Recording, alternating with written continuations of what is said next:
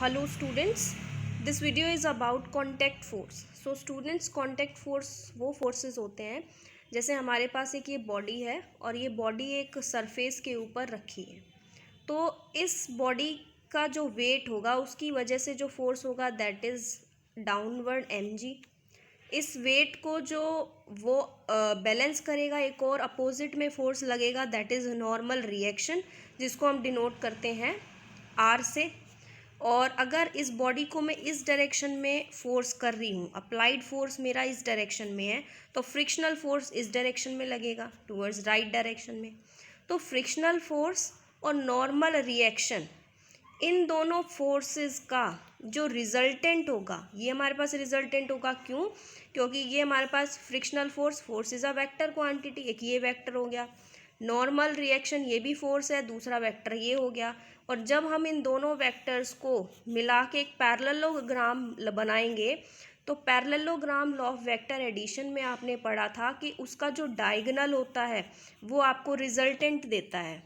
So here the diagonal of this parallelogram is this, means normal reaction और frictional force का जो resultant होगा हमारे पास वो ये होगा। और उन्हीं फोर्सेस को हम बोलते हैं जो इन दोनों का रिजल्टेंट दे contact forces. So friction can be seen as component of contact forces. अगर ये component contact forces angle theta बनाता है और इसकी वैल्यू एम ए होगी, तो उसके फ्रिक्शनल फोर्स के अलोंग इसके m g cos theta component break होंगे और नॉर्मल रिएक्शन के अलोंग इसका m g sine theta component break होगा। So the resultant of normal reaction and friction is called contact force. Now let me discuss about angle of friction. अगर हमारे पास contact forces हैं और उस case में अगर हमें angle of friction की value, angle of friction find out करना है या उसके लिए relation find out करना है, तो वहाँ से हमें क्या output मिलेगा? So here you can see that this is a body जो कि एक सरफेस के ऊपर प्लेस्ड है और इस बॉडी का मास m है, तो ग्रेविटेशनल फोर्स की वजह से इसके ऊपर जो फोर्स लग रहा है downward that is mg।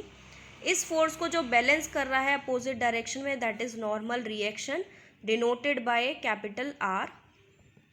And इस बॉडी को मैं जो फोर्स अप्लाई कर रही हूँ वो इस राइट डायरेक्शन में, अप्लाइड फोर्स है इस बॉडी के ऊपर राइट डायरेक्शन में। तो इस फोर्स को अपोज करने के लिए इन दोनों सरफेस के बीच में जो एक फोर्स लगेगा that is force of friction, वो अपोजिट डायरेक्शन में लगेगा denoted by small f। So force of friction और नॉर्मल रिएक्शन का जो रिजल्टेंट है, जब हम इस पैरेललोग्राम को कंप्लीट करेंगे तो इस पैरेललोग्राम का जो डायगोनल है वो हमें रिजल्टेंट देता है, तो इसका जो रिजल्टेंट है वो हमें कॉन्टैक्ट फोर्स देगा। और so the angle of friction between any two surface is defined as angle made by resultant of R। ये रिजल्टेंट है और रिजल्टेंट ऑफ R ये जो एंगल बनाएगा फ्रिक्शनल फोर्स के साथ, मीन्स दिस, इसके साथ जो एंगल बनाएगा उसी एंगल को हम बोलते हैं एंगल ऑफ फ्रिक्शन। एंड ये जो एंगल आपके पास बच गया this is called angle of repose denoted by alpha. So to find the resultant of R and frictional force, हमने ये पैरेललोग्राम को कंप्लीट कर दिया। अल्फा हमारे पास एंगल ऑफ रिपोज है और यहाँ पे ये थीटा हमारे पास फ्रिक्शनल एंगल ऑफ फ्रिक्शन है।